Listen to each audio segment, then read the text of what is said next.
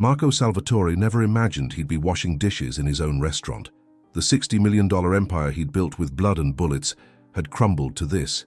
Him, hunched over a grimy sink, wearing a baseball cap pulled low, listening to his own employees plot his murder. "Boss goes down Friday night," Vincent's voice carried from the dining room. Marco's hand tightened on the plate he was scrubbing. Vincent Romano, his right-hand man for 8 years, the guy he'd trusted with his life countless times. "You sure the cleaning lady won't be a problem?" That was Tony, his head chef. "Katarina? She's nobody. Dirt poor. Probably can't even read. She won't understand what's happening." Marco's jaw clenched. He'd noticed Katarina Mills during his 2 weeks of this charade. 25, quiet, worked 3 jobs to support her sick mother. She was the only person in this place who looked at him, really looked at him, not knowing who he was. Those green eyes held something he hadn't seen in years, genuine kindness. What about his security detail? Already bought off. 42 years old, and Marco thinks he's untouchable. Friday's his funeral. The plate shattered in Marco's hands. Blood dripped from his palm into the soapy water, but he barely noticed. Friday was tomorrow. The Benedetti crime family had finally made their move, and they'd turned his own people against him. Footsteps approached the kitchen. Marco quickly bandaged his hand with a dish rag and kept his head down. "Jimmy?" Katarina's soft voice made him look up. She'd been calling him Jimmy for 10 days now, the fake name he'd given when he applied for this job. "You're bleeding." She moved closer, her perfume a mix of cheap soap and something uniquely her. When she touched his hand to examine the cut, electricity shot through him. For a moment, the violence, the betrayal, the empire, none of it mattered. "It's nothing," he mumbled, but she was already reaching for the first aid kit. "Everyone needs someone to take care of them," she said quietly, cleaning his wound with gentle precision. "Even the strong ones who pretend they don't." Her words hit him like a punch to the gut. When had anyone last cared about his pain? When had anyone seen past the money, the power, the fear? "Katarina," he said her name like a prayer. "What would you do if someone you trusted betrayed you?" She paused, looking into his eyes. Those damn eyes that Vincent had called love eyes just yesterday, mocking how Marco watched her when he thought no one was looking.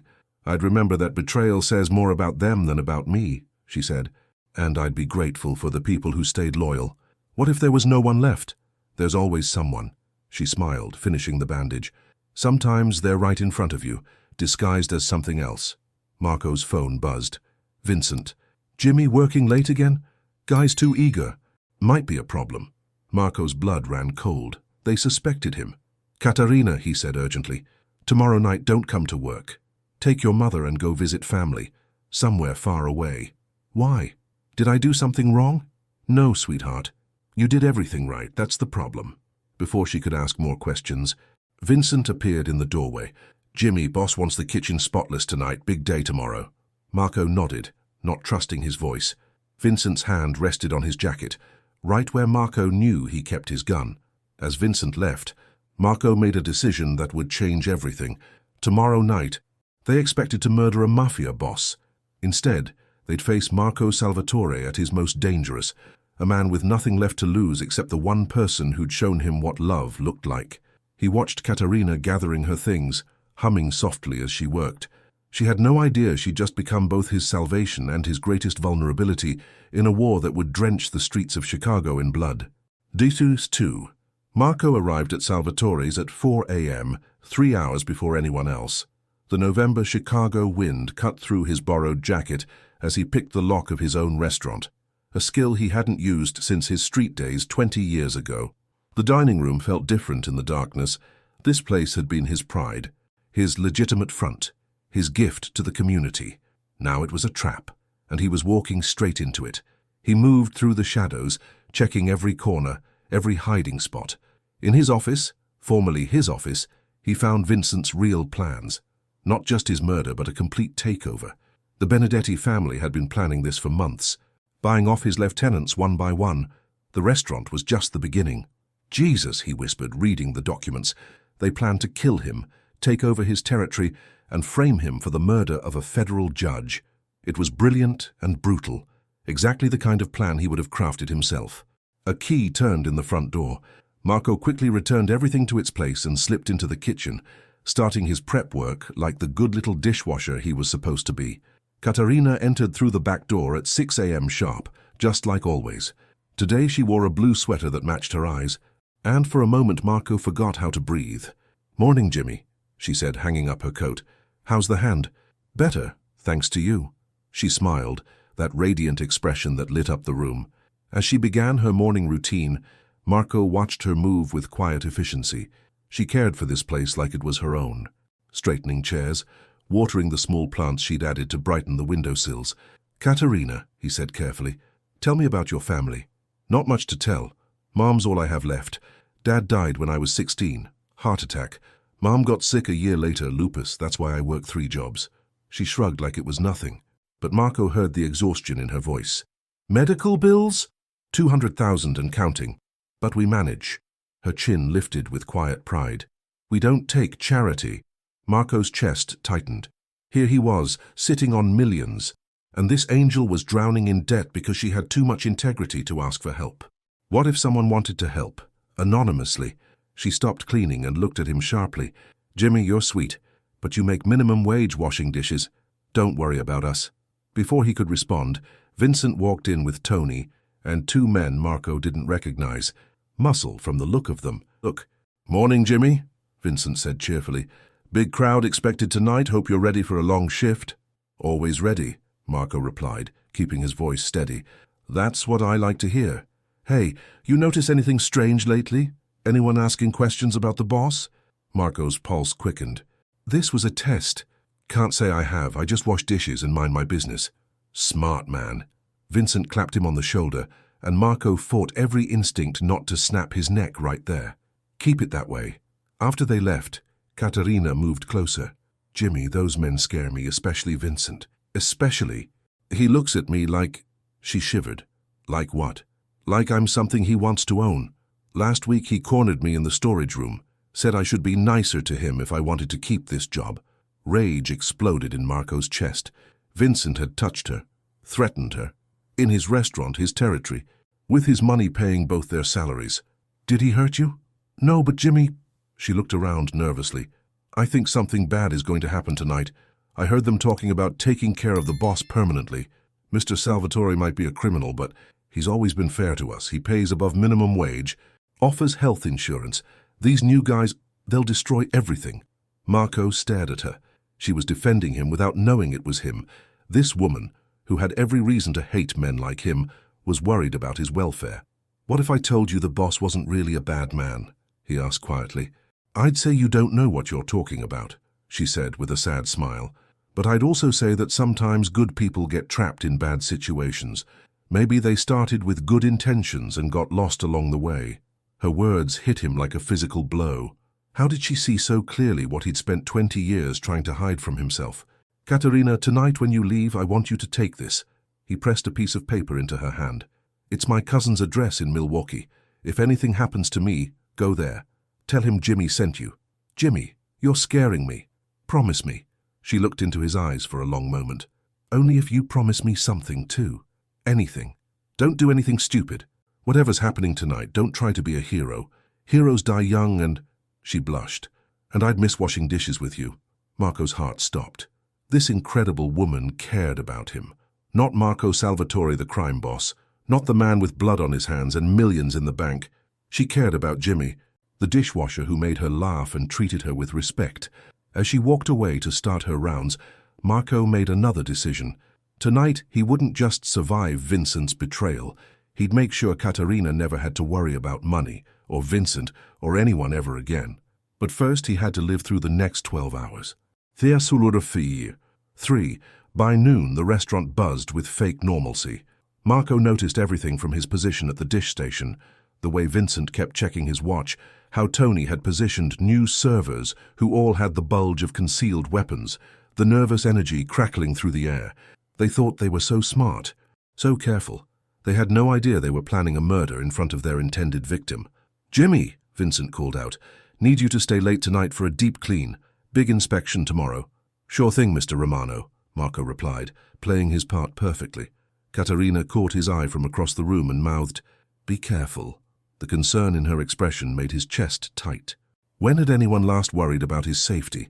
During the lunch rush, Marco overheard more details.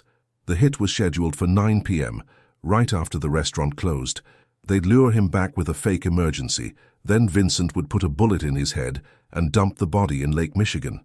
Clean, simple, and it would send a message to anyone else thinking of challenging the Benedetti family's expansion. At 3 p.m., Detective Sarah Chen walked in. Marco's blood froze. Chen was one of the few honest cops in Chicago, and she'd been hunting him for 3 years. If she recognized him. "Table for one," she told the hostess. "And tell Vincent Romano I'd like to speak with him." Vincent emerged from the kitchen, all smiles and false charm. "Detective Chen, what brings you to our humble establishment?" "Routine follow-up on the Torino murder. You know, the guy who used to work for Marco Salvatore before someone put 3 bullets in his head?" Marco's hands stilled in the dishwater. Paolo Torino had been skimming money, and Marco had ordered his death 6 months ago. But how did Chen know about the Salvatore connection? "Never heard of him," Vincent lied smoothly. "Funny thing about Paolo," Chen continued, ordering a coffee. "Right before he died, he made some interesting calls. One to the FBI. Seems like he was ready to make a deal." Marco's mind raced. Paolo had been about to turn informant? That changed everything. If Vincent knew, if he'd used that information to get the feds off his back. "Like I said, Detective, never heard of the guy." Chen left 20 minutes later, but not before her eyes swept the kitchen. For a terrifying second, her gaze lingered on Marco. Then she was gone, leaving behind a business card that Vincent immediately tossed in the trash. "Problem?" Tony asked. "Nothing we can't handle," Vincent replied. "After tonight, the cops won't have a boss to investigate." At 6 p.m., the dinner crowd arrived. Marco watched Katerina work, serving tables with quiet grace, her smile genuine despite everything. She moved like a dancer, efficient and beautiful, brightening the room just by being in it. "Earth to Jimmy," she teased during a brief lull. "You're staring." "Sorry. You're really good at this. 10 years of practice. Started here when I was 15. Mr. Salvatore caught me trying to steal food for my mum. Instead of calling the cops, he gave me a job." Marco's heart clenched. He remembered that day. A skinny kid with desperate eyes and too much pride to beg. He'd seen himself in her desperation. "He sounds like a good man." "He is. Was. Maybe." She looked confused. "Everyone says he's dangerous, but he's never been anything but kind to me. When Mom got really sick last year, my paychecks started coming with mysterious bonuses. When our heat got shut off, suddenly there was a company program for employee assistance. Marco had done all of that.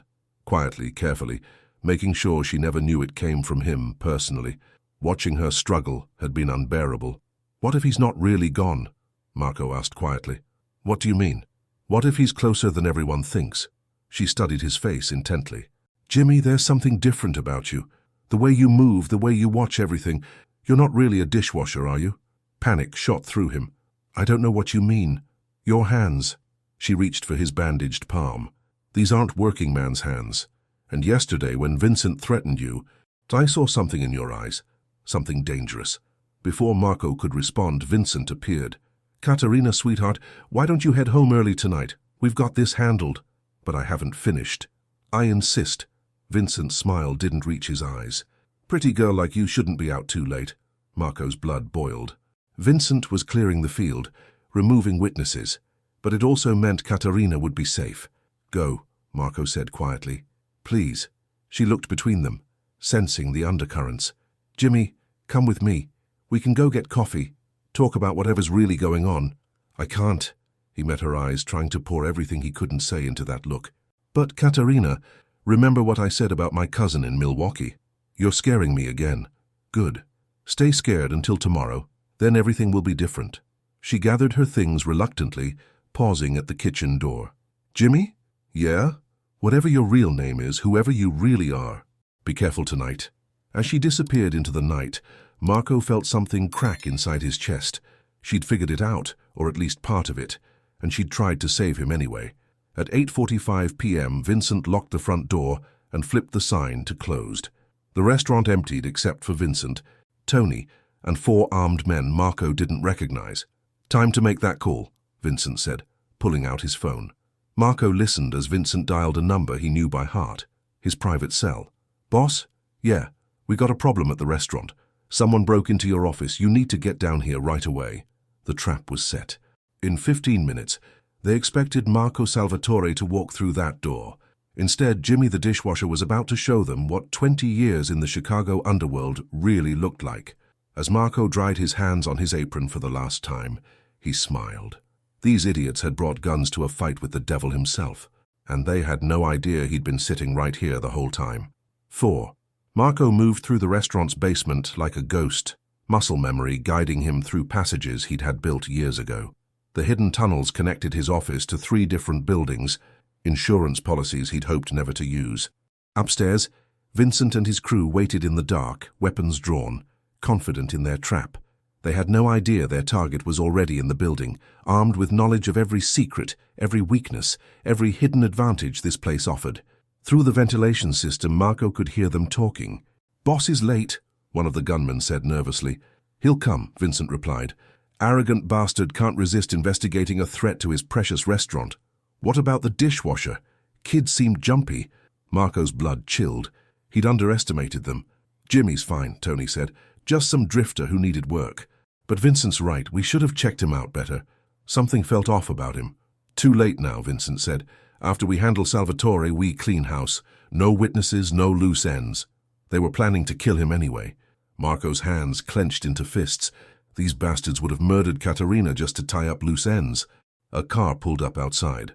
Marco used the hidden cameras to watch Detective Chen step out of her unmarked sedan, followed by 2 FBI agents. "Shit," Vincent hissed. "Cops." "We stick to the plan," Vincent decided. "They got no warrant, no proof. We're just closing up shop." Chen knocked on the front door. "Chicago PD, open up, Romano." Vincent straightened his jacket and unlocked the door.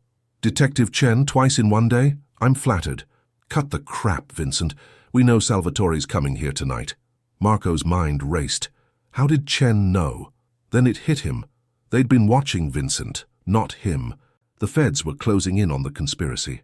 "I have no idea what you're talking about," Vincent said smoothly. "See, that's funny, because we've been monitoring your phone calls.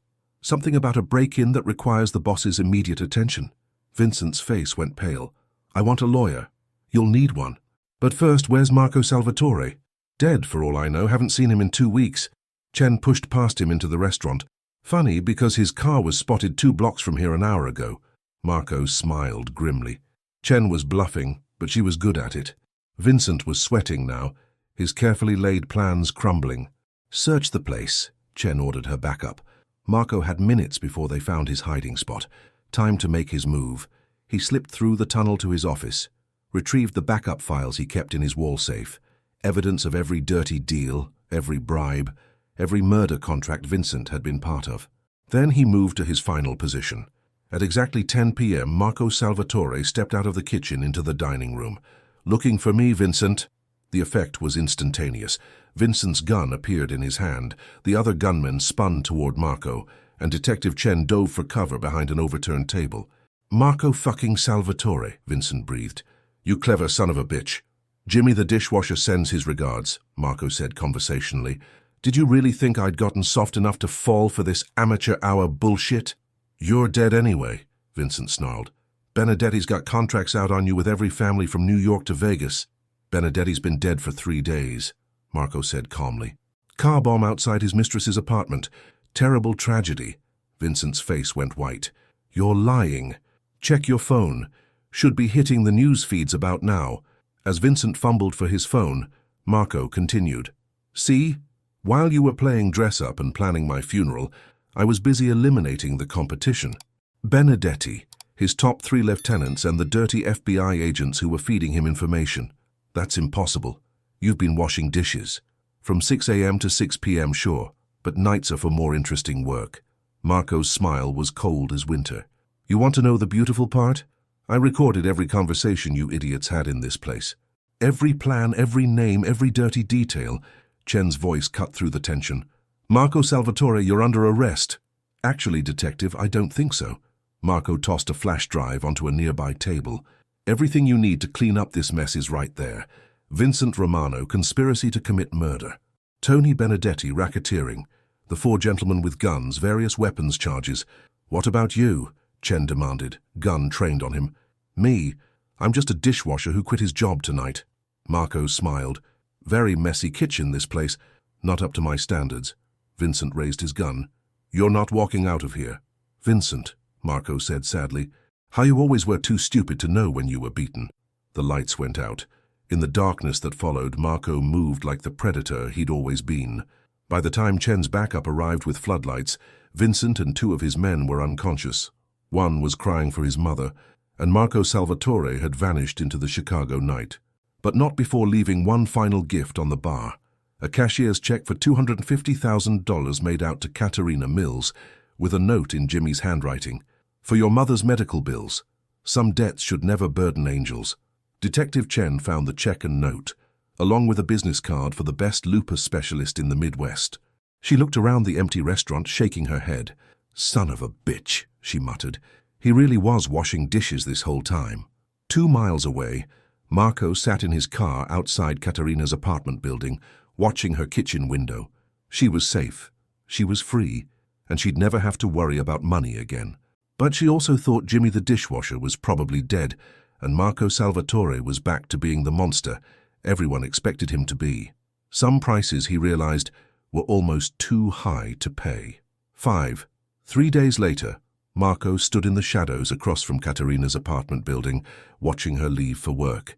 She looked exhausted, her usual bright smile dimmed by worry. The check he'd left for her sat unopened on her kitchen counter. He knew because he'd been watching, waiting, hoping she'd accept the help. But Katerina Mills was too proud and too suspicious to trust mysterious windfalls. His phone buzzed. Unknown number, but Marco recognized the voice immediately. Mr. Salvatore, this is Katerina Mills. His heart stopped. How did you get this number? The same way I figured out that Jimmy the dishwasher had calluses in all the wrong places for someone who'd been washing dishes his whole life. The same way I noticed that you watched everyone like you owned them.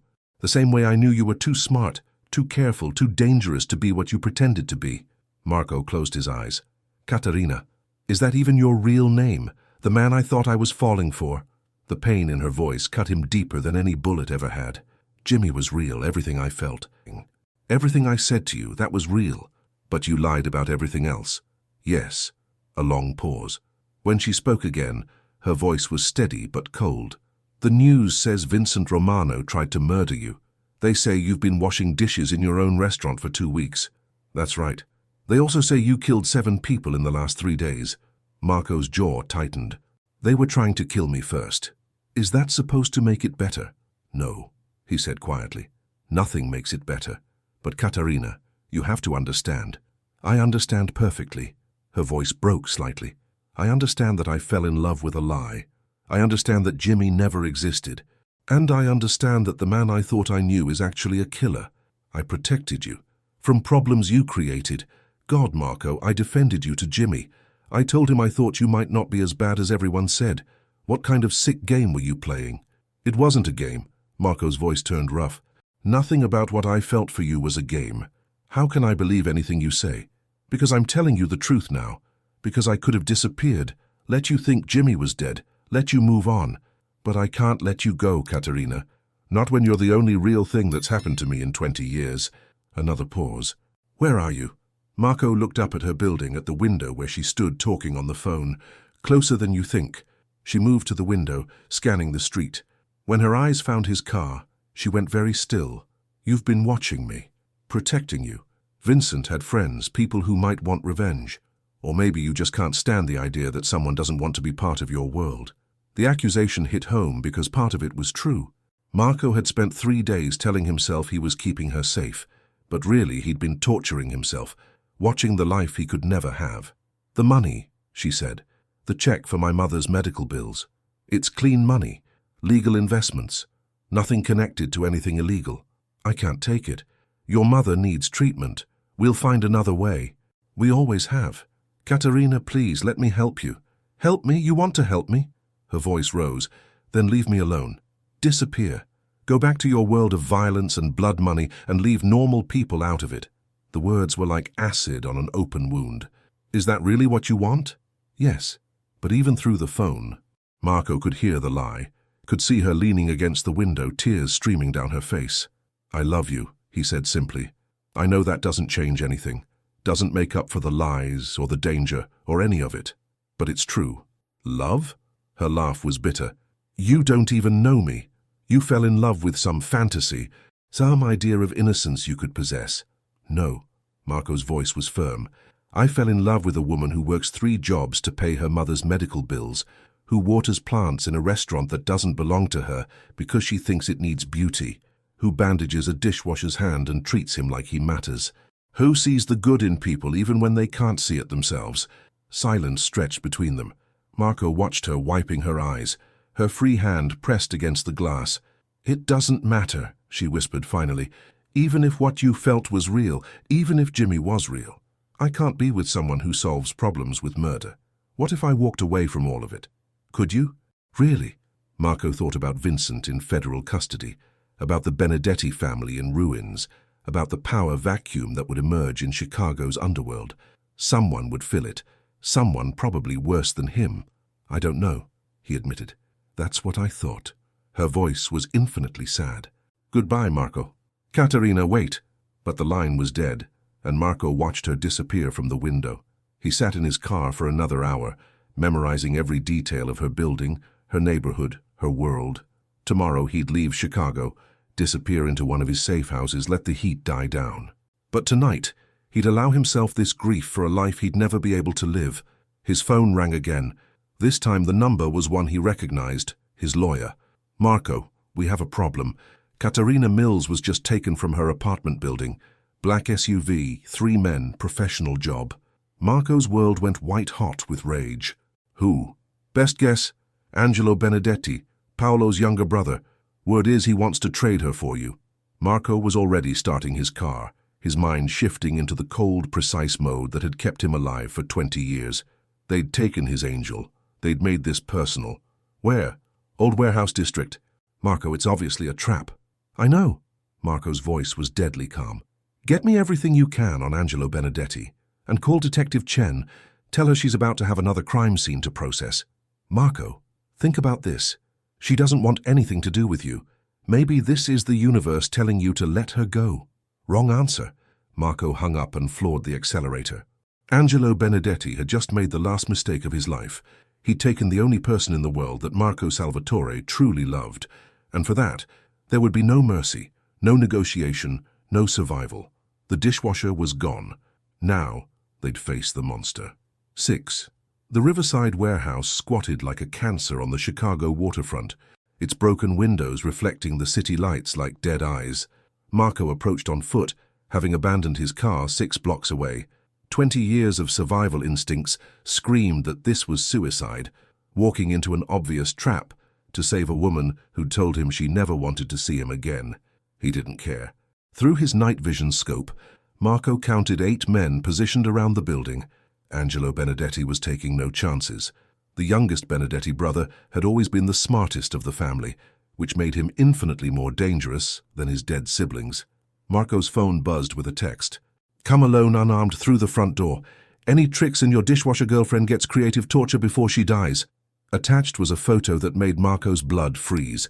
Katerina tied to a chair, terror in her green eyes, but her chin raised in defiance even in captivity. Marco holstered his weapons and walked toward the warehouse. Each step felt like walking toward his own execution, but Katerina's face drove him forward. She'd gotten pulled into this because of him. Whatever happened next, he'd get her out alive. The front door stood open, fluorescent lights casting harsh shadows across the empty space. Angelo Benedetti waited in the center. Immaculate in his $1,000 suit, flanked by 4 gunmen, Katerina sat 20 feet away, blood trickling from a cut on her cheek. Marco Salvatore, Angelo said pleasantly. The man who destroyed my family business. Angelo. Marco kept his voice conversational. You look good. Prison diet agree with you? 2 years in Stateville. Thanks to your testimony that put my father away. Angelo's smile was arctic. But I'm a patient man. I waited, I planned, and now here we are. Here we are, Marco agreed. Let her go, Angelo. This is between us. Let her go. Angelo laughed. Marco, you misunderstand the situation. This isn't a negotiation. This is an execution. The only question is whether she dies first or second. She's innocent. She has nothing to do with our business. Innocent? Angelo walked closer to Katerina, trailing his fingers along her cheek. She flinched, but didn't break eye contact with Marco. This sweet little thing is your weakness. Marco, the great Marco Salvatore, brought down by a cleaning lady. Touch her again and I'll tear your throat out with my teeth, Marco said quietly. There's the monster I remember. Angelo pulled out his gun. Tell me, Marco, what's it like to love someone who hates what you are? The question hit like a physical blow because it was true. Katerina did hate what he was, and she had every right to. She told my men some interesting things while they were collecting her, Angelo continued. How you lied to her for weeks. How you're everything she despises about this world. How she wishes she'd never met you. Marco's eyes found Katerina's. He saw pain there, fear, but something else. Something that looked almost like apology. Is that true? Marco asked her directly. Marco, she started. Is it true? He repeated. Yes, she whispered. I hate what you are. I hate the violence, the lies, the blood on your hands. Angelo smiled triumphantly. You see, even now facing death because of you, she can't pretend to love a killer. But, Katerina continued, her voice growing stronger, I don't hate who you are. Jimmy, the man who was gentle with me, who listened when I talked about my dreams, who looked at me like I was worth something, that man was real. And despite everything, despite all the reasons I should run from you, I can't stop loving that man. The warehouse went dead silent. Angelo's smile faltered. I was going to take that money, Katerina said, tears streaming down her face, for my mother. But taking it felt like accepting everything I said I couldn't accept about you. So I called to tell you I couldn't. But I also called because, she took a shaky breath, because I needed to hear your voice one more time. Marco felt something break open in his chest. Even tied to a chair, facing death because of his choices, she was trying to save him from his own guilt. How touching, Angelo sneered. Too bad you'll both be dead in about 30 seconds. Angelo, Marco said, not taking his eyes off Katerina, you made one mistake. What's that? You assumed I came here to negotiate. Marco smiled, and for the first time in days it reached his eyes. I came here to end this. The warehouse lights went out. In the darkness that followed, Angelo learned why Marco Salvatore had survived 20 years in the bloodiest business in America. The night vision equipment Marco's people had installed 3 hours ago turned 8 armed men into sitting ducks. The suppressed gunfire lasted exactly 47 seconds. When the lights came back on, Angelo Benedetti knelt in the center of the warehouse, his 4 bodyguards dead around him, Marco's gun pressed to the back of his head. The thing about being a dishwasher, Marco said conversationally as he cut Katerina's bonds, is you learn to clean up messes very efficiently. Angelo was trembling now, all his arrogance gone. You can't kill me. The feds have this place under surveillance. No, they don't. But they will in about 10 minutes, thanks to an anonymous tip about a disturbance. Marco helped Katerina to her feet, checking her injuries with gentle hands. Just enough time for you to disappear forever. Marco? Wait, Angelo pleaded. We can make a deal. The gunshot echoed through the warehouse. Marco holstered his weapon and turned to Katerina, who was staring at him with an unreadable expression. Are you hurt? No, she said quietly. You came for me. Of course I came for you, even though I said I hated what you are. Marco cupped her face in his hands, thumbs gently wiping away her tears. Especially because you hate what I am. It means you see clearly. It means you're exactly the woman I thought you were. What happens now? Marco looked around the warehouse, at the bodies, at the life he could never fully escape. Now I get you somewhere safe. Where? Then I figure out how to be the man you fell in love with, instead of the monster everyone expects me to be. Is that possible? I don't know, Marco admitted. But for you, I'm willing to find out. As sirens wailed in the distance, Marco led Katerina toward the back exit. Behind them lay his old life. Violence. Revenge. The endless cycle of blood for blood. Ahead lay the most terrifying thing Marco Salvatore had ever faced. The possibility of redemption and a love worth changing for. But as they stepped into the Chicago night, Katerina's hand in his, Marco realized that some risks were worth taking. Some loves were worth fighting for. And some monsters were worth the struggle to become human again. 7. The safe house in Evanston felt like a different world. Clean, quiet, and completely removed from the violence that had defined Marco's life for 2 decades.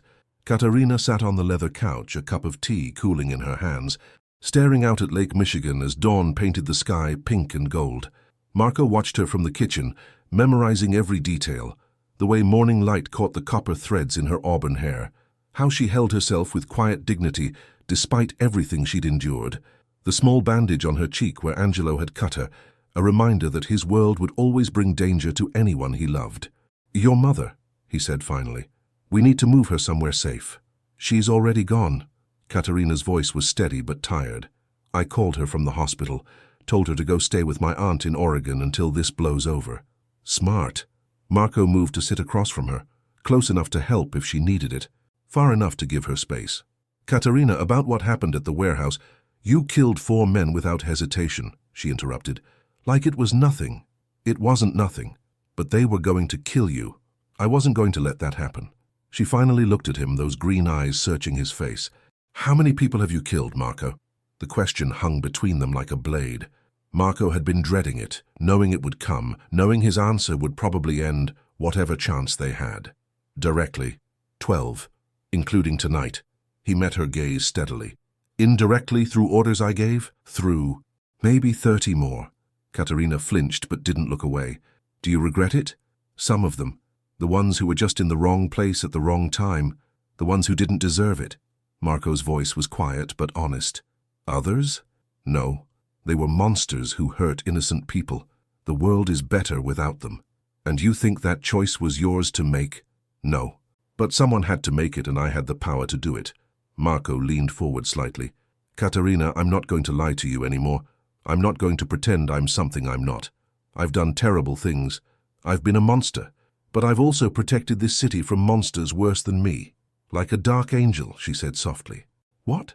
"Something my grandmother used to say, that sometimes God sends dark angels to do the work that light angels can't stomach." She set down her tea, hands trembling slightly. "I don't know if I believe that. I don't know if I can live with loving someone who kills people." "Then don't." The words tore from Marco's throat. "Walk away, Katerina. Take the money I left you, get your mother the best treatment in the world, and forget you ever knew Jimmy the dishwasher. Is that what you want? What I want is irrelevant. What matters is what's best for you. Don't." Her voice sharpened. "Don't make decisions for me. Don't decide what I can and can't handle. I'm a grown woman who's survived poverty, illness, and being kidnapped by psychopaths. I can decide for myself what I'm capable of." Marco blinked, surprised by her sudden fire. "I'm trying to protect you." "From what?" "From making my own choices. From deciding whether I can love a complicated man with blood on his hands." She stood up, pacing to the window. "Marco, you keep treating me like I'm some innocent flower who can't handle the real world, but I've been handling the real world my entire life. This is different, is it? You think working 3 jobs while watching your mother slowly die is easy. You think growing up poor in Chicago means you never see violence. Never no danger." She turned to face him. "I know exactly who you are, I know what you've done, and I'm still here. Why? Because the man who killed Angelo Benedetti to save my life is the same man who gave a 15-year-old girl a job instead of calling the cops. The same man who quietly paid for her mother's medication when she couldn't afford it. The same man who looked at me like I was precious instead of disposable." Marco felt something shift in his chest, a wall he'd built around his heart starting to crack. "You want to know what I think?" Katerina continued. "I think you've spent so long being the monster. Everyone expected you to be that you forgot you were human underneath. I think Jimmy the dishwasher wasn't a disguise. He was the real you, the man you could have been if the world had been kinder. Katerina, I love Jimmy. I love his gentleness, his humor, the way he made me feel safe." She moved closer, her eyes never leaving his. "But I also love Marco. I love his strength, his loyalty, his willingness to burn down the world to protect the people he cares about." "They're not separate people," Marco said quietly. "I know. That's what makes this so complicated." She sat beside him, close enough that he could smell her shampoo. "I can't love just part of you, Marco. If I'm going to do this, I have to accept all of you. And can you? I don't know yet, but I want to try." Marco's phone buzzed with a text from his lawyer. "FBI wants to meet. Tomorrow, noon, neutral location. They have a proposition." "What is it?" Katerina asked, seeing his expression. The feds want to talk. That's either very good news or very bad news. Which do you think it is? Marco studied the message, his mind racing through possibilities. With everything that's happened, Vincent's betrayal, the Benedetti family eliminated, all those recordings I made, I think they want to make a deal. What kind of deal? The kind where I walk away from all of this, and they pretend I never existed. Katerina was quiet for a long moment. And if they don't offer that? Then I disappear anyway. New identity, new life, somewhere far from Chicago. Marco looked at her intently. Question is, would you come with me? You're asking me to give up everything I've ever known. I'm asking you to build something new with me, something clean. What about your empire? Your power, your money? What about it? Marco shrugged. Money can be transferred. Power is meaningless without people to care about. And empires fall eventually anyway. You'd really walk away from all of it? For me?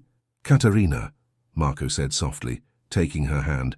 I'd burn it all down for one more day of washing dishes beside you. The sun was fully up now, filling the room with golden light. Somewhere in the distance, the city was waking up.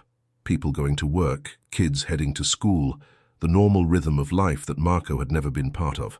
Ask me again, Katerina said suddenly. What? After your meeting with the FBI, when you know what the options really are, ask me again if I'll come with you. And what will you say? She smiled, the first real smile he'd seen from her since the warehouse. You'll have to wait and find out. Marco brought her hand to his lips, pressing a gentle kiss to her knuckles. For the first time in 20 years, he had something to hope for beyond mere survival. Tomorrow would bring the FBI, difficult choices and an uncertain future. But today he had this moment. Sunlight streaming through windows, the woman he loved sitting beside him, and the possibility that even monsters could find redemption. It was more than he'd ever dared to dream. 8. The Millennium Park Cafe bustled with lunch crowds, tourists and business meetings, the perfect cover for a conversation that would determine Marco Salvatore's fate. He sat at a corner table, back to the wall, eyes constantly scanning for threats. Old habits died hard, especially when meeting with federal agents who'd spent years trying to put him in prison. Detective Chen arrived first, followed by a woman Marco didn't recognize, tall, blonde, expensive suit with the kind of confidence that screamed FBI. Marco, Chen said, sliding into the chair across from him. Thanks for coming. Did I have a choice? Actually, yes, that's what we're here to discuss. The blonde woman extended her hand. Special Agent Rebecca Martinez, Organized Crime Task Force. Marco shook her hand, noting the firm grip and direct gaze. Agent Martinez, should I have brought a lawyer? That depends on how this conversation goes. Martinez ordered coffee from the passing waitress, then leaned back in her chair. Tell me, Mr. Salvatore, are you tired? Excuse me? Tired, exhausted, burned out. 20 years in organized crime, constantly watching your back, never knowing who to trust. Aren't you tired of it? Marco studied her face, looking for the trap. What's your point, Agent Martinez? My point is that we have a unique opportunity here.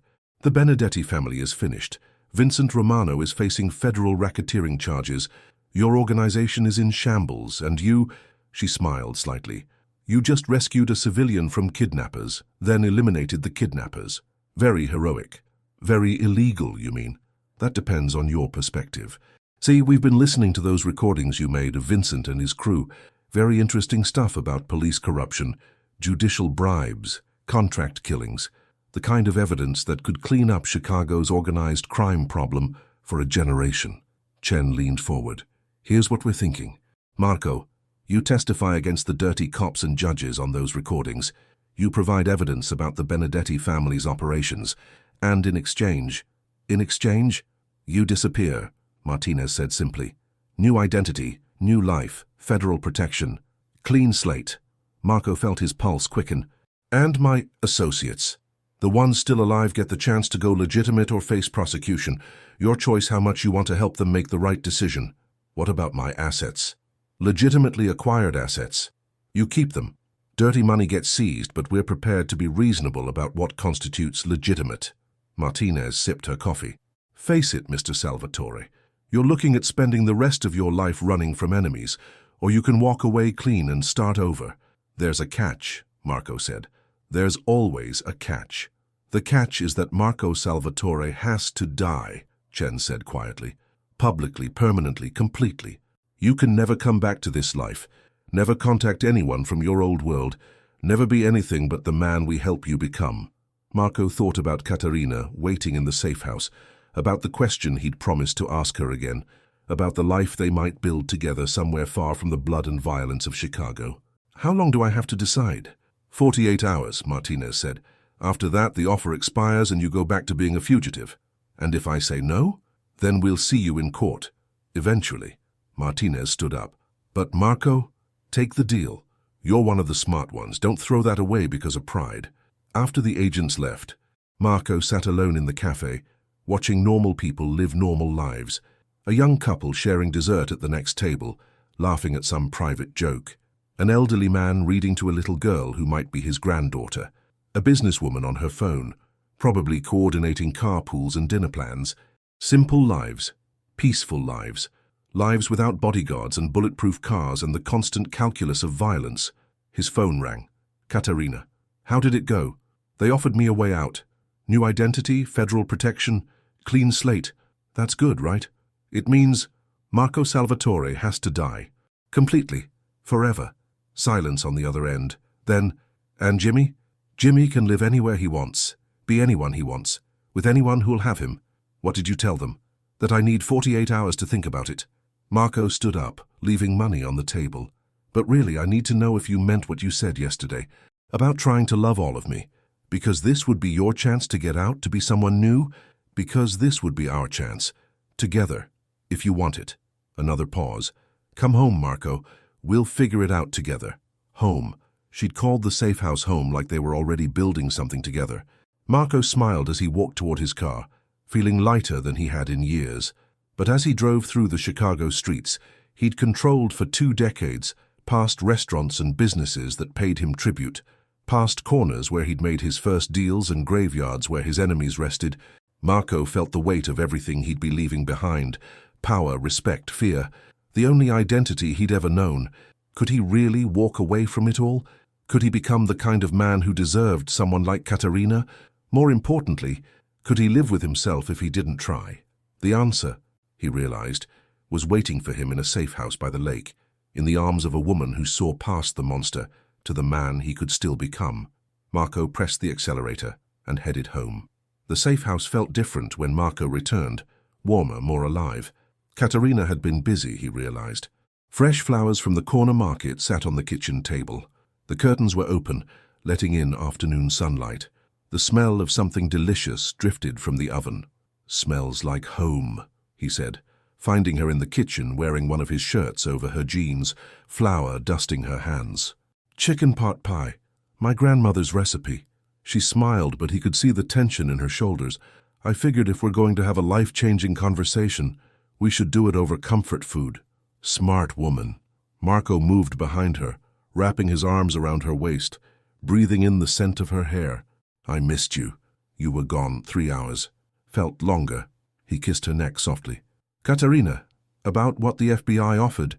Tell me all of it first. Everything they said, every condition, every catch. So he did. They sat at the small kitchen table while the pot pie baked, and Marco laid out the entire proposition. New identities, federal protection, the requirement that Marco Salvatore disappear forever, the 48-hour deadline, the chance to start completely over. Where would we go? She asked when he finished. Anywhere. Small town somewhere, maybe Oregon or Colorado. Somewhere quiet, safe, normal. And you'd be satisfied with a normal life? No power, no empire, no respect? Marco considered the question seriously. A year ago I'd have said no, even a month ago. But the last 2 weeks, washing dishes beside you, talking about dreams instead of business, being Jimmy instead of Marco, he reached for her hand. Those were the happiest 2 weeks of my life. Even knowing it was built on lies, the feelings weren't lies. The way I felt about you, the way you made me feel about myself, that was real. Katerina was quiet for a long moment, tracing patterns on the back of his hand with her finger. What happens to your people? The ones who worked for you? The smart ones will go legitimate. Tommy runs numbers, but he's also got 3 kids and a wife who wants him to open a restaurant. Give him the chance and a clean start, he'll take it. Maria handles my money laundering, but she's got a degree in accounting. She could run books for legitimate businesses. And the others? The ones who won't change? Marco's expression hardened. They'll find new bosses or they'll end up in prison. That's the life they chose. You feel responsible for them. I feel responsible for giving them an option. After that, their choices are their own. The oven timer chimed. Katerina got up to check the pot pie, using the moment to gather her thoughts. When she returned, her expression was resolute.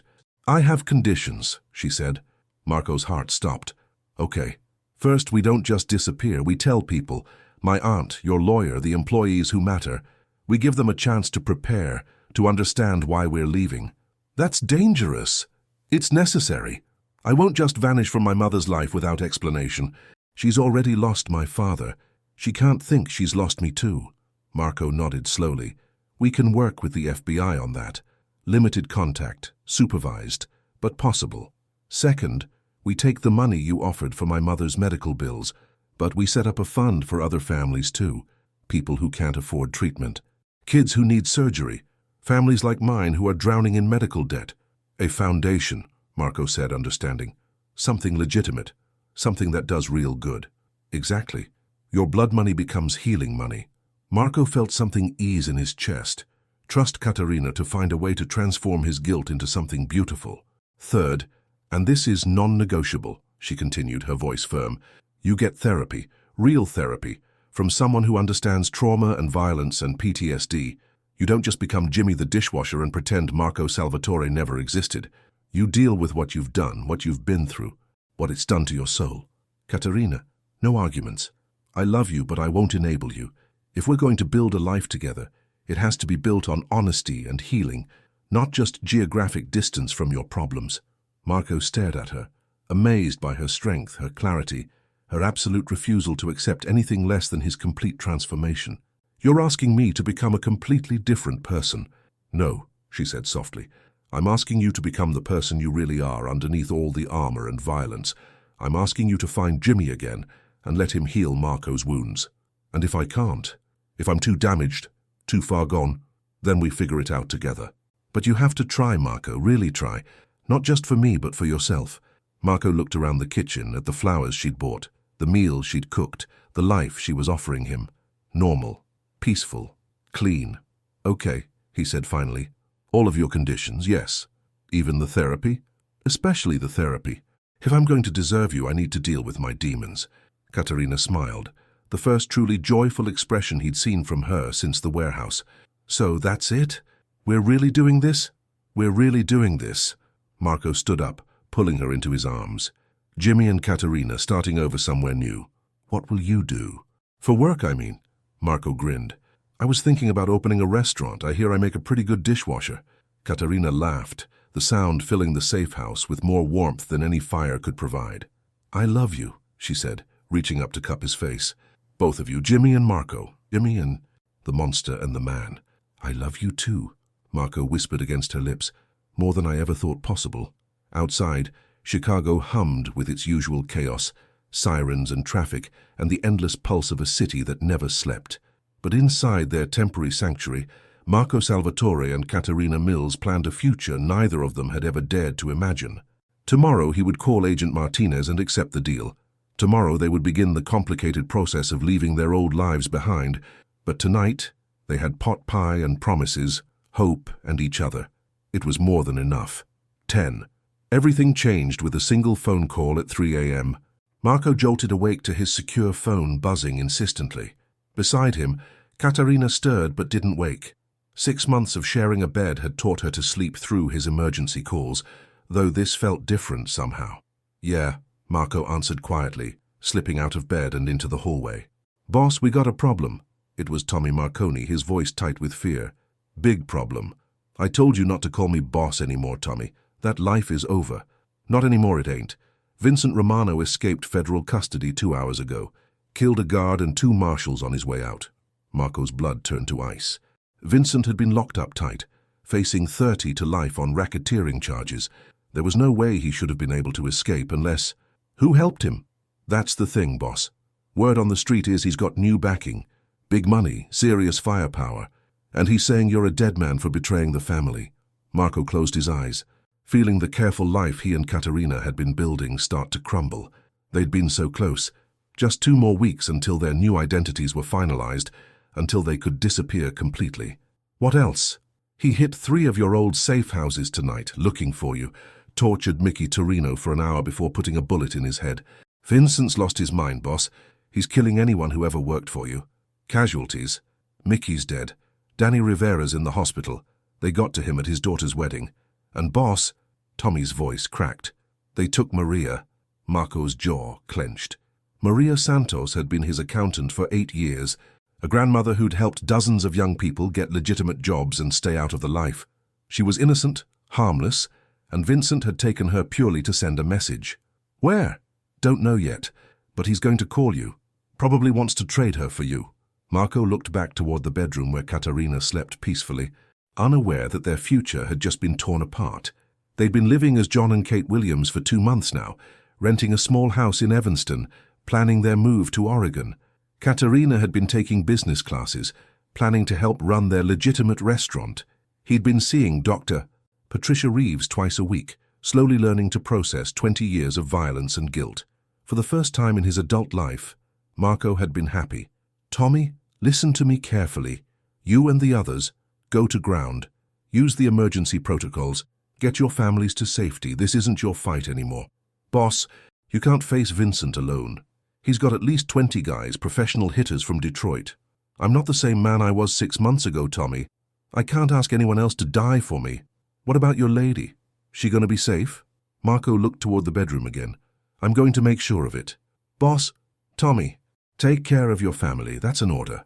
Marco hung up and stood in the hallway for a long moment, feeling the weight of his old life crushing down on the new one he'd tried to build. Vincent's escape wasn't random. Someone with serious resources had broken him out specifically to come after Marco, which meant this wouldn't end with a simple confrontation. Vincent would keep coming, keep hunting, keep hurting innocent people until Marco was dead. His phone buzzed with a text from an unknown number. Pier 47, midnight tomorrow. Come alone, or the grandmother dies slow. Attached was a photo of Maria tied to a chair, blood running from her nose, terror in her eyes. Marco deleted the message and walked back to the bedroom. Katerina was awake now, sitting up in bed, her intuition telling her something was wrong. Marco, what happened? He sat on the edge of the bed, taking her hands in his. Vincent escaped. He's taken Maria hostage. He wants to trade her for me. No. The word came out sharp and final. No. We have new identities, new lives. Let the FBI handle Vincent.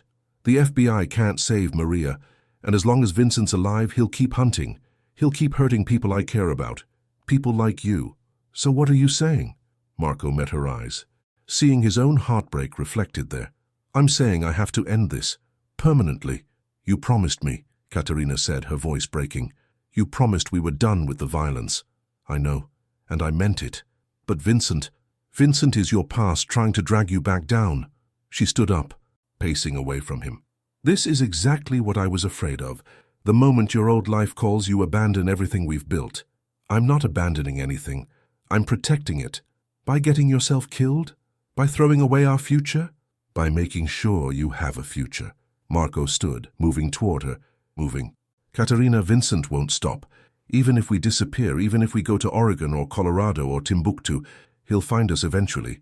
And when he does, he'll hurt you to get to me. Then we call Agent Martinez. We get federal protection. Federal protection failed. Vincent escaped from federal custody. Marco's voice was gentle but firm. Baby, there's only one way this ends. Katerina stared at him for a long moment, tears streaming down her face. I can't lose you. Not when we're so close to having everything we wanted. You won't lose me, I promise. Don't make promises you can't keep. Marco pulled her into his arms, holding her tight as she cried against his chest. He wanted to promise her everything would be okay, that they'd still have their happy ending. But Vincent Romano had always been a rabid dog, and rabid dogs had to be put down. Come with me, he said suddenly. What? Not to the pier, but to Chicago. Stay somewhere safe while I handle Vincent. Then we leave together. New city, new identities, fresh start. Marco, I know what I'm asking. I know it means watching me become the monster again. One last time. But after this, it's over. Vincent dies, and Marco Salvatore dies with him. Katerina pulled back to look at him. You swear this is the last time?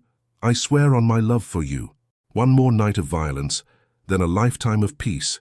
She was quiet for a long time, studying his face in the dim light from the window. Finally, she nodded. Okay, but I have one condition. Anything. You don't go alone. You take backup. Katerina? Tommy, at least. Someone who knows the territory. Who can watch your back. Her voice was firm. I won't let you commit suicide to save Maria. Marco considered it. Tommy was good, loyal, and knew how Vincent thought. And the truth was, 20 guys was a lot to handle alone, even for him. Okay, Tommy, promise me. I promise. As they held each other in the darkness, both knowing tomorrow might be their last day together, Marco made a silent vow. He would save Maria, kill Vincent, and come back to Katerina. He would have his happy ending, even if he had to wade through blood to get it, because some things were worth fighting for, some loves were worth killing for. And Vincent Romano had just made the last mistake of his life. 11. Pier 47 sat at the edge of Chicago's industrial district like a rotting tooth, abandoned warehouses and rusted shipping containers creating a maze of shadows and death traps. Marco arrived 2 hours early, moving through the darkness with Tommy beside him, both men armed and alert. Just like the old days, Tommy whispered, as they took position in a warehouse overlooking the pier. Nothing like the old days, Marco replied, checking his scope. Back then, I enjoyed this. Now, I just want it over. Through the night vision equipment, Marco counted Vincent's men. 18 shooters positioned around the pier, 2 snipers on nearby buildings, and Vincent himself standing near the edge of the water, beside a chair where Maria sat bound and gagged. Vincent's lost weight, Tommy observed. Looks strung out. Marco studied his former lieutenant through the scope. Tommy was right. Vincent looked gaunt, hollow-eyed, with the manic energy of a man who'd lost everything and had nothing left to lose. That made him more dangerous, not less. Prison changes people, Marco said. Usually not for the better. At exactly midnight, Marco's phone rang. Hello? Vincent? Marco fucking Salvatore, you actually came. I gave my word. Let Maria go and you and I settle this face to face. Vincent's laugh was sharp and bitter. Face to face? Like old friends? You forget, Marco. You destroyed my life.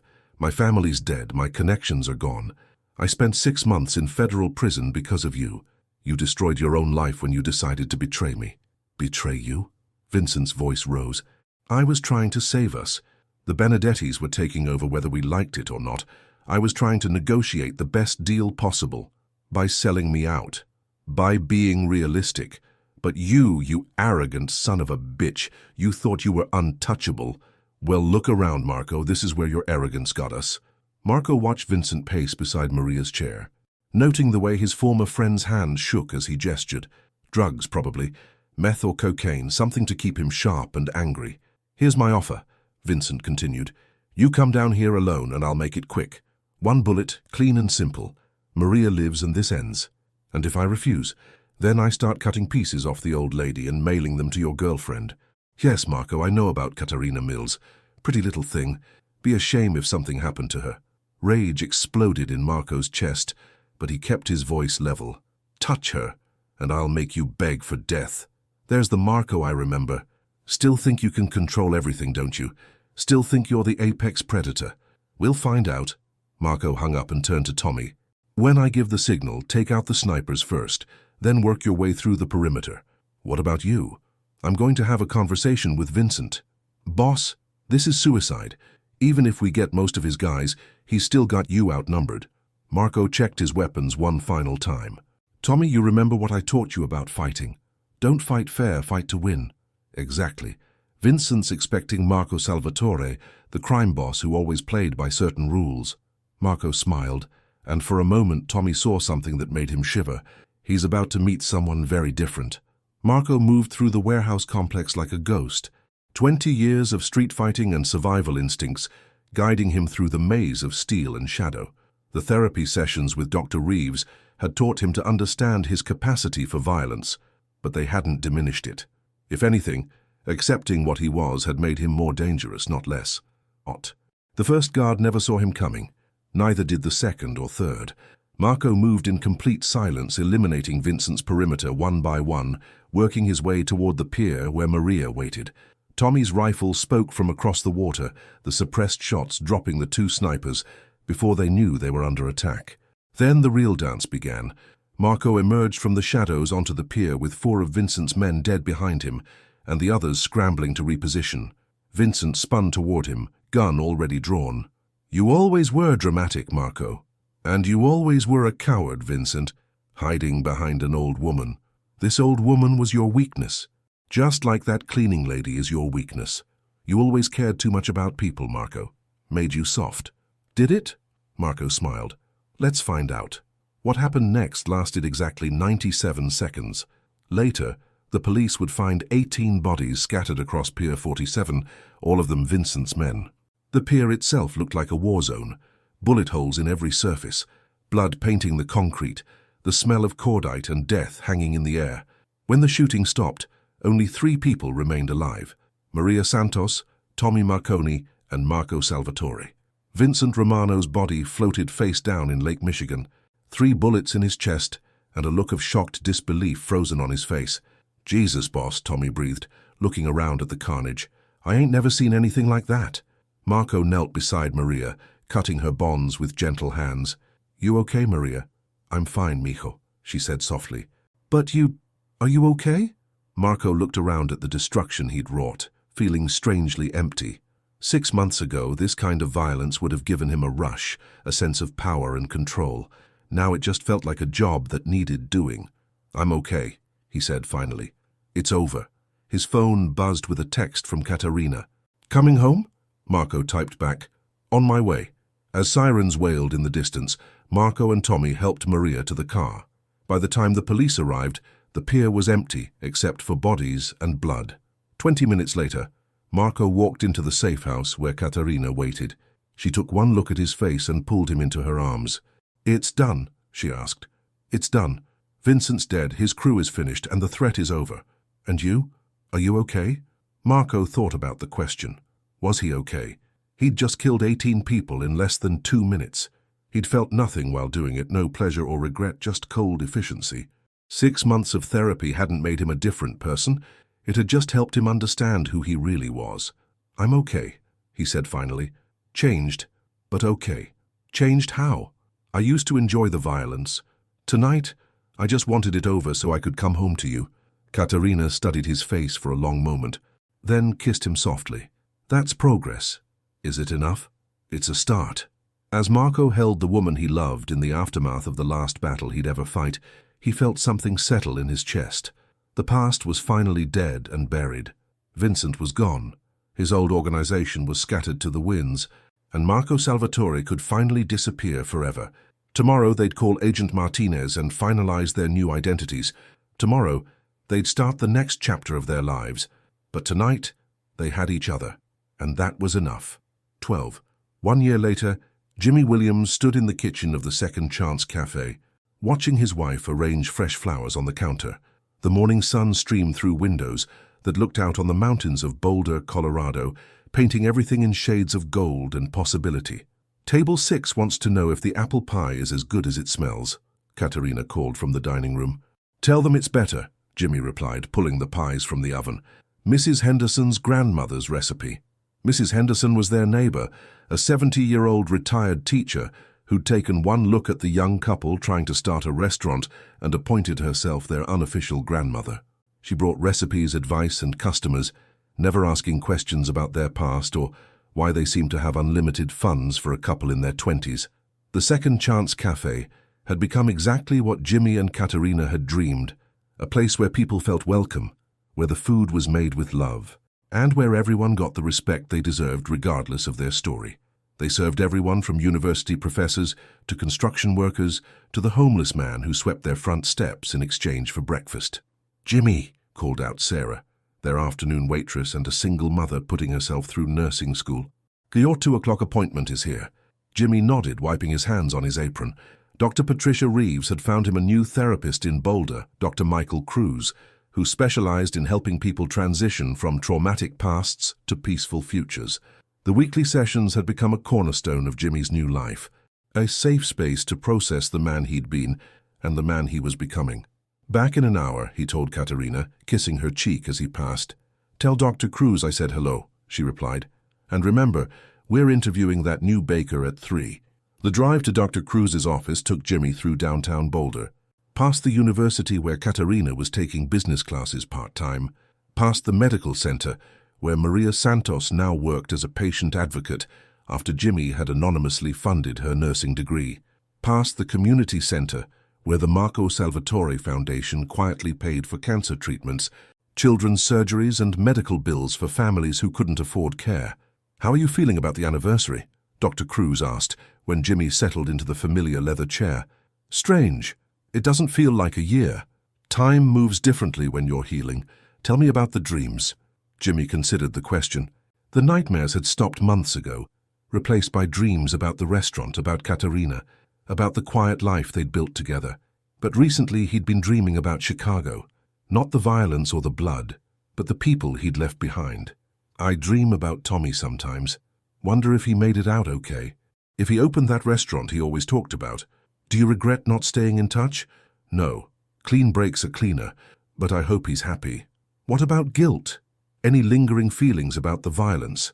Jimmy thought about Vincent, floating in Lake Michigan, about the 18 bodies on Pier 47, about all the choices that had led to that final night of blood. "I regret that it was necessary. I don't regret doing it." "Explain that." Vincent was never going to stop. He would have kept hunting, kept hurting innocent people. Maria would have died. Katerina would have been next, and who knows how many others. Sometimes the only way to protect the people you love is to eliminate the threat completely. Dr. Cruz made a note. "Do you think Jimmy Williams would have made the same choice?" "I think Jimmy Williams and Marco Salvatore are the same person. Just different circumstances, different choices available." Jimmy looked out the window at the mountains. "I used to think I could separate them, become someone completely different, but that's not honest. Jimmy is who Marco could have been with better options. Marco is who Jimmy becomes when the people he loves are threatened. And you're comfortable with that integration?" "I'm learning to be."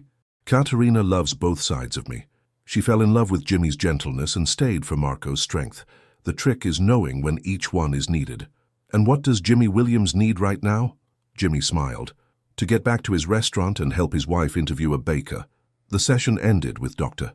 Cruz's usual homework, journal writing, mindfulness exercises, and the ongoing work of building a life worth living. Jimmy drove home through the late afternoon sunshine, feeling the peace that had taken months to achieve settling over him like a warm blanket. The Second Chance Cafe was busy when he returned, filled with the usual mix of students, locals, and tourists. Katerina moved between tables with the grace he remembered from Chicago, but now her smiles were real, unforced, lit from within by genuine happiness.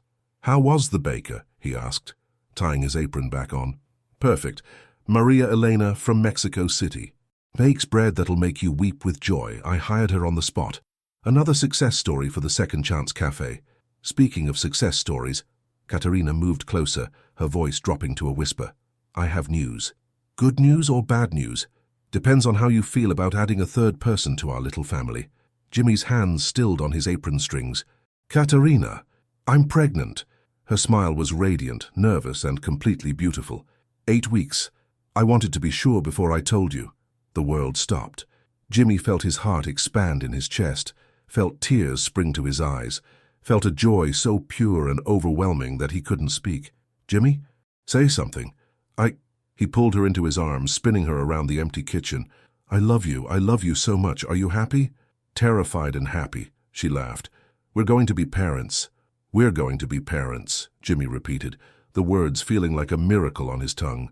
That night, after the cafe closed and the last customer had left, Jimmy and Katerina sat on their back porch, watching the stars come out over the Colorado mountains. Katerina curled against his side, her hand resting on her still flat stomach, both of them lost in wonder at the life growing inside her. "What do you think she'll be like?" Katerina asked. "She?" "Mother's intuition. What do you think our daughter will be like?" Jimmy considered the question. "Strong, kind, stubborn like her mother, smart enough to ask questions, and brave enough to demand real answers." "What will we tell her about who we used to be?" "The truth, when she's old enough to understand it. That sometimes people make mistakes, but those mistakes don't have to define them. That love can change everything if you're willing to do the work." "Will she be safe? Really safe?" Jimmy looked out at the peaceful mountains, at the life they'd built from the ashes of his old world. Marco Salvatore is dead and buried. Vincent Romano is dead and buried. The threats are gone, the past is finished. She'll be as safe as any child can be in this world. Promise me. I promise you, Katerina Williams, Jimmy said solemnly. Our daughter will grow up knowing only love, safety, and the kind of normal life we never had. And if the past ever tries to come back, Jimmy's voice hardened slightly, just enough to remind them both that some parts of Marco Salvatore would always live in Jimmy Williams. Then it'll learn why monsters sometimes make the best protectors. As they sat in comfortable silence, planning names and nurseries and all the beautiful, mundane details of the future, Jimmy felt something he'd never experienced before: complete peace. The violence was over, the running was finished, and the only battles left to fight were the ordinary ones of building a family and running a business and being happy. It was more than Marco Salvatore had ever dared to dream. It was everything Jimmy Williams had ever wanted. And for the first time in his life, the future looked brighter than the past. In the distance, a train whistle echoed through the Colorado night, carrying someone else toward their own second chance.